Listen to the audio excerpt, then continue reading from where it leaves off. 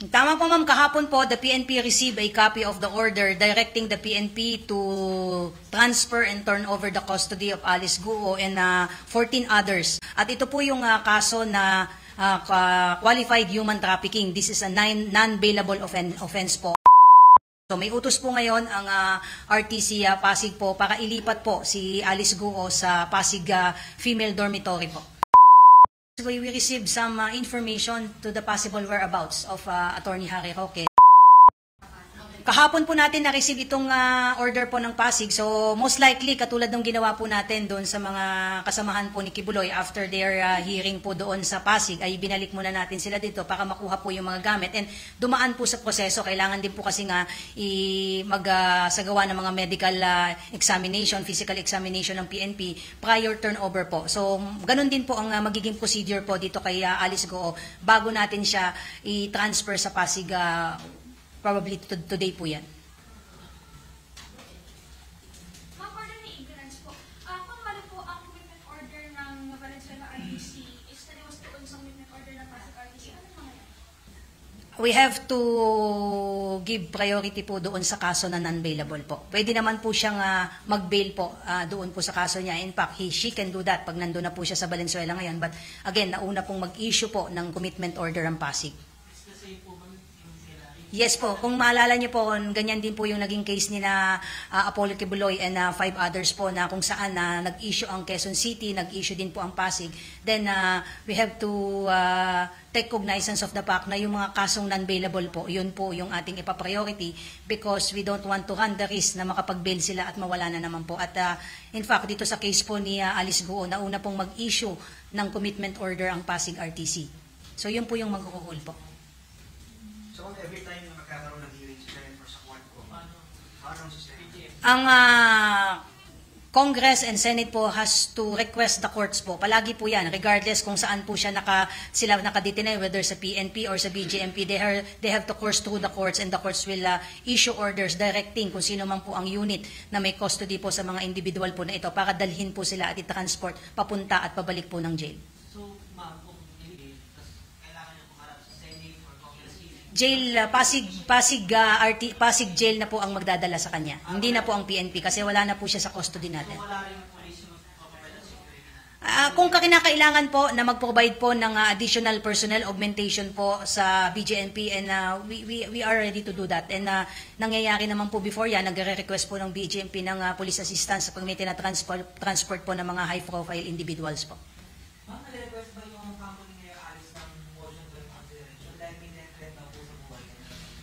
Wala pa akong alam with respect dyan sa motion for reconsideration because remember, this is the first time na haharap po siya sa korte and we don't want to preempt po kung ano yung mangyayari po sa proceeding mamaya po.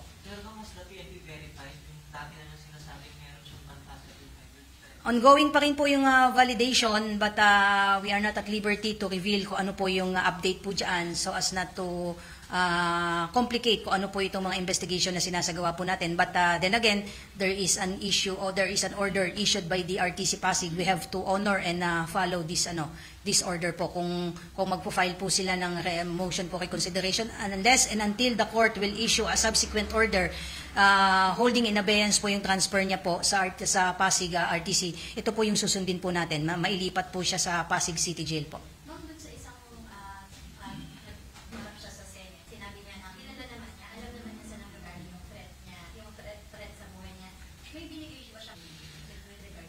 Ang sinasabi po niya ay, if I remember it right, I was also monitoring po the hearing, ay mga foreigner. And itong mga foreigner po na ito ay sinasabi pa rin niya na wala naman dito sa Pilipinas. So, for consideration ng threat assessment, so wala dito yung nagte-threat po sa kanya. But then again, sabi nga natin, kung ito ay ipa-file nila formally sa courts to request for her continued stay dito sa PNP, then we will have to respect po kung ano magiging decision po ng korte po.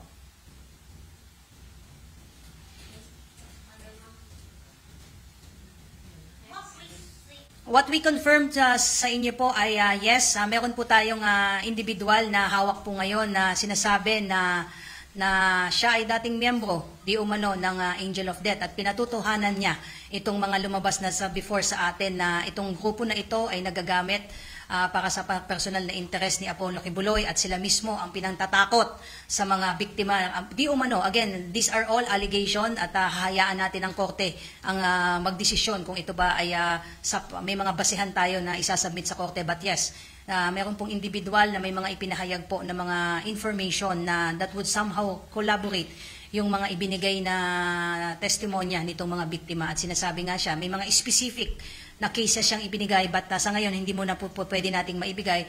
Unang-una, so as to protect his security and of course yung safety ng kanyang pamilya. Ma'am, may resulta na po ba yung pinaka-verify ng Davao City Police Office ng mga alleged? I don't have the official copy of the verification na made by Pro11 with respect doon sa mga names na isinabmit nila sa FEO for purposes of determining kung ito bang mga pangalan na sinasabi ng mga miyembro ng Angels of Death ay may mga hawak o at least may mga hawak siya at nakaregister na mga barrel under their name po. But initially, ang sinasabi po ay based sa initial verification, some of the names ay merong mga barel na nakarehistro under their names po. At yan po yung i-verify natin. In the absence of the official report po na hawak natin, I cannot confirm kung ilan o sino-sino dito yung sinasabing may mga pag-aaring baril po. Ma'am, ilan po ang hawak ngayon ng pulisya na nagpakilalang dating miyembro? As of now po, yung kausap po ngayon ng ating mga operatives po at ating mga investigador ay may isa po. However, may mga binanggit po siya na mga kasamahan niya, di umano na natatakot lang to come out in the open. So nagkakaroon po ngayon ng pag-uusap para makausap din natin at makaharap natin na face-to-face yung mga sinasabi pa niyang iba niyang mga kasamahan na tumiwalag na sa KOJC at handang makipagtulungan sa ating sa PNP. Can we say, ma'am, na yung taong yun, verified na ng PNP na dating member talaga or nasa process pa kayo ng verification? Well, we have to vet at validate and verify kung itong tao na ito ay talagang miyembro ng KOJC. Kaya nag-iingat din po tayo. Hindi lahat ng lumalapit sa atin na nagpapakilala. But based sa kanyang revelations at may mga nagpatotoo na itong tao na ito ay talagang dating miyembro. At siya mismo, kinoconfirm niya, he was part of this group na ginamit para harasin at mag-inflict ng harm sa mga individual na hindi sumusunod sa utos di umano ni Apollo Kibuloy. Nasa listahan siya. Di ba may hawak na listahan? I don't have the copy ng listahan, but again, we don't want to give the names yet for now. I hope you understand na takot din to, apprehensive din siya. Ay hindi ko pa kasi nakita yung official na sinasabi ninyo na pinadala sa FEO po. I don't know, kausap ko po si General Torre kanina before po sa inyo humarap na ay kinonfirm niya na may hawak na po ang PNP na individual at meron pa sila ngayon na haharapin ng mga individual pa na corroborate dito sa statement na ibinigay nitong individual na hawak ngayon ng PNP. Ma'am, sa isang interview, mga victims daw ng mga babae pastoras, inahalok din sa ilang mga kaibigan ni Kibuloy. Tapos minention pa si former President Rodrigo Duterte. Hindi rin naman ang gulo na inimbestigahan ni PNP. Lahat po yan, sir, ay iimbestigahan po natin. Ang nangyayari po kasi ngayon, magmula po ng mahuli po si Apollo Kibuloy ay marami na pong lumalapit sa atin at patuloy yung ating panawagan na kung sino pa ang mga individual na mayroon pong information at nalalaman sa mga illegal activities di umano na nangyayari dyan sa loob po ng KOJC compound, particularly yung mga nabiktima di umano ni Apollo Kibuloy at mga ginamit na mga tao para manakit or mangharas dito sa mga posibleng lumalapit sa atin. Patuloy po yung ating apela, huwag po kayong matakot at tutulungan po kayo hindi lamang po ng PNP kundi yung buong sanghay po ng ating gobyerno ay handa po kayong tulungan at proteksyonan po. Pero ito sinasabing mga allegedly na kinabang na friends ni Kibuloy doon sa mga babae. Ano parang napunta nila ma'am dito sa investigation natin? Well, kung totoo man po ito, ay gusto natin kuhanin yung official na sworn statement itong mga nagpahayag kasi sabi nga natin, iba yung allegation, iba naman yung i-convert natin itong mga allegations na ito into a sworn statement for purposes of supporting kung ano man po yung mga pwedeng isampa nating kaso dito kasi this is a very serious allegation at kailangan natin at sinasabi nga nitong individual na to na mismong mga biktima na ipinasa di umano sa mga kilalang personalidad ang kailangan nating kuhanan ng statement, kasi kung yung individual na nagsasabing sa kanya lang sinabi, that would somehow baka hearsay pa lamang. Pero yung sinasabi niya na mayroong mismong mga biktima na nagsasabi na sila mismo yung ipinasa o inoffer dito sa mga partikular na tao po na ito, ay we are now in the process of documenting all these allegations and revelations po. At nakahanda po tayong sampahan ng kaso ang sino man na sa tingin natin ay lumabag sa batas po, regardless kung sino pa po ito. May efforts na ba para get the side of the former president? Wala po akong any information kung meron na pong nag-reach out po sa ating Pangulo. Again, all our efforts right now will depend sa lahat po ng mga pumapasok na information po ngayon, sa lahat po ng sinasabing naging biktima, sa lahat po ng mga sinasabing ginamit para mag-inflict po ng any harm. In fact, according dito sa isang ang hawak po natin ngayon ay sinasabi niya ay he was part of this group at kinukonfirm niya na sila yung in charge, yung grupo na ito, yung in charge para mag-inflict ng mga corporal punishment doon sa mga miyembro na hindi sumusunod di umano sa mga utos ni Apollo Kibuloy, particularly itong mga pastoral na di umano ay inaabuso ni Apollo Kibuloy. Subalit sa ngayon nga, dahil nga nahuli na natin, nasa custody siya ng PNP, ay isa-isa na pong lumalabas itong mga sinasabing na biktima po. Ma'am, with this revelation na pinapayaw ni Pastor yung mga member niya sa ibang personalities, can we conclude, ma'am, na is this a child trafficking ring? Mabigat po ito. Ito ay papasok na po sa qualified human trafficking and sex trafficking na po ito, kasi kung totoo man na talagang ino-offer niya itong mga bata na ito sa mga individual regardless of his or their stature po, this will qualify as sex trafficking na po. Ma'am, may update po din sa hospital arrest motion.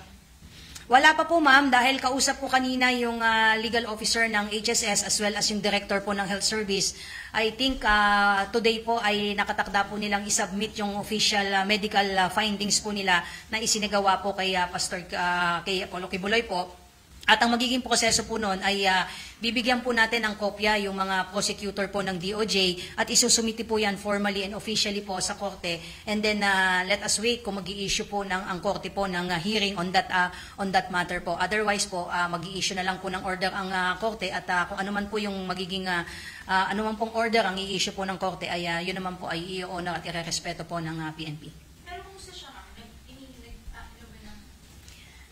naramdaman talaga. Everyday po ay kinukuhanan po siya ng BP at chinecheck po siya ng mga nurses na naka-duty po sa custodial facility, and so far according po sa chief po ng custodial, he is doing okay naman po. At binibisita din po siya ng kanyang personal physician. Today po I was informed na nandun po ngayon yung kanyang personal physician po. Ma'am, reacts lang po dun sa sinabi niya, ni former PNP Chief Azurejo yung parting statement. Parang meron mali doon sa statement ni Chief PNP to investigate the 24 former Chief PNP. Why investigate these 24 former CPNP when POGO only started and legalized during those time? I think that PNP should immediately rectify their sweeping statement to be fair to this former Chief PNP.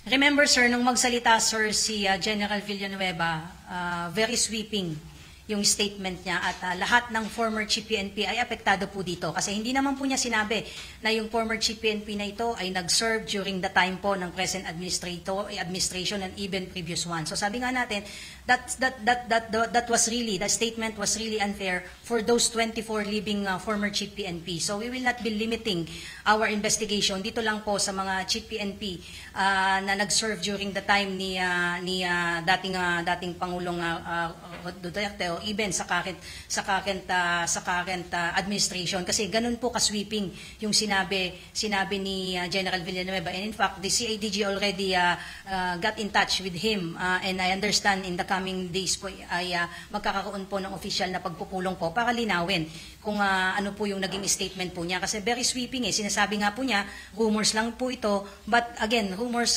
has no evidentiary value kapag hindi po ito na-substantiate via sworn statement or even other evidence po. But again, we respect po yung sinasabi po ng ating dating Chief PNP, but on the part of the PNP, we really cannot limit to to former chief PNPs that served during the height of the Pogo because, again, lahat po sila apektado eh. Ito pong 24 na living chief PNPs and again, it would be unfair kung hindi natin lilinisin ng mga pangalan po nila. And like we said yesterday, they are in the best position to defend themselves at hindi po ang PNP ang magde-depend po sa kanila kasi these are all capable senior officer and they can readily defend themselves po. But on the part of the PNP, yung ating pong investigation would at least this is our way of really determining sino ba talaga ang may sala para linisin din natin yung mga pangalan ng lahat ng mga chief PNPs na sinasabi kasi walang pangalan, walang duration, kailan ito naging nag-serve as chief PNP. So every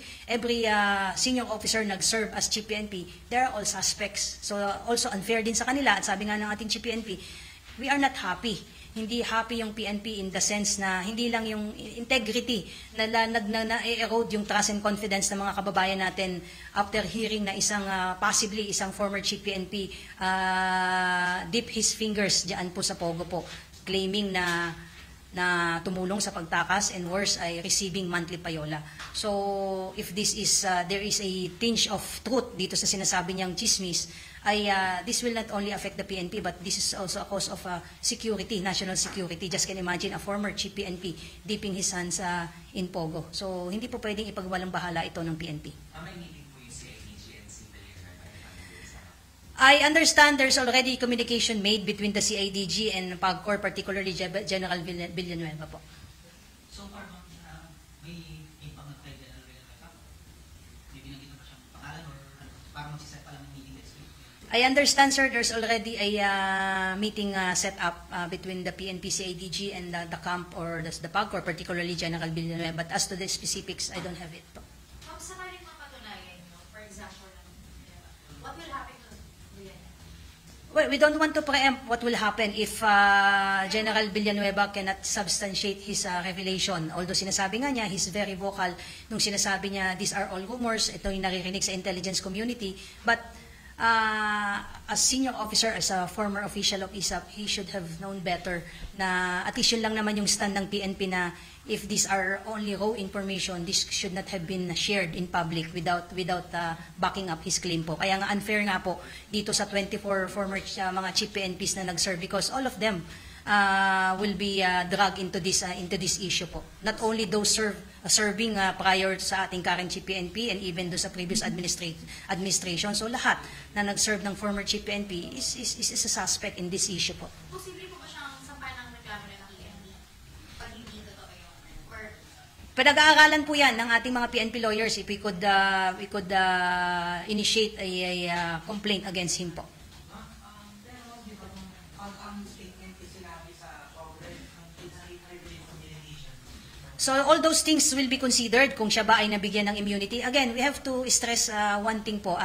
Let us not shoot the messenger. Baka naman po kaya niyang i-back up po itong kanyang mga statements. So open po ang PNP. Like we said nga po, ang sinasabi ng PNP, yes, we are not happy because na-drag yung buong organization. But at the same time, we are open to collaborate with PAGCOR and assess and ask from him. Baka naman merong pinagbabasehan ito. So sama-sama nating i-detalye, sama-sama nating imbestigahan ito. And if we will establish enough proof that would stand the scrutiny of the court, then the PNP is willing to file a complaint against anyone, even if it means filing a case against a active or even retired PNP officer. The former presidential spokesman, Harry Roque, kamusta yung manan sa kanya? Are we, indication na ba na are we closing in kung saan sa location?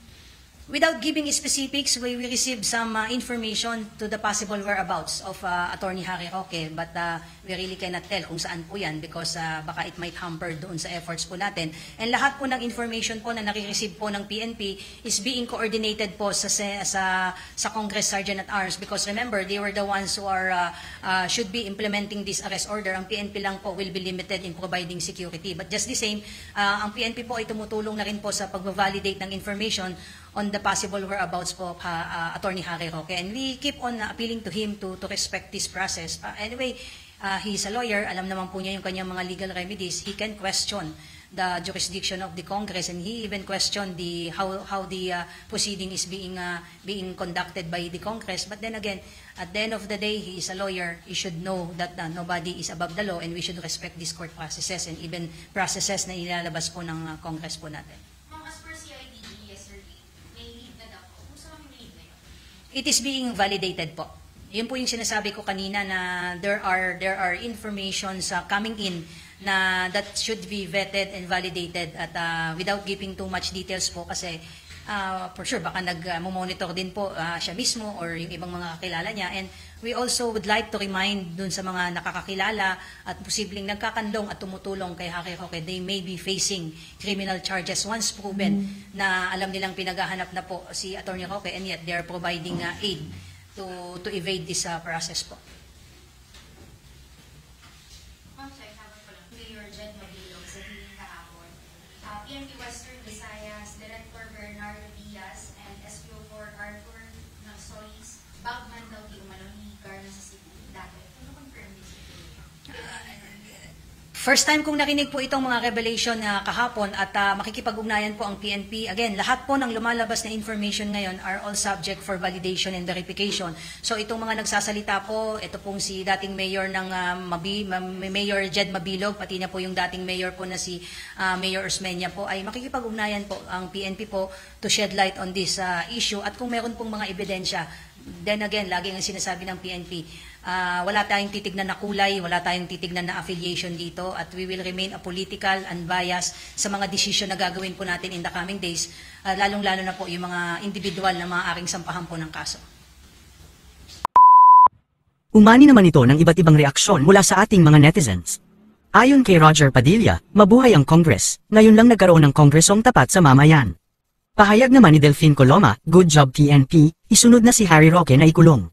Mabuhay ang bagong Pilipinas, Marcos pa rin ang best president. At ito naman ang saloobin mula sa ating kababayan na si Ben Fanbuena, lahat ng kaso na hindi pinapansin noong nakaraang administrasyon ay iniimbestigahan na ng administrasyon ni PBBM. Mga kababayan, feel free to comment below para maglabas ng saloobin sa balitang ito.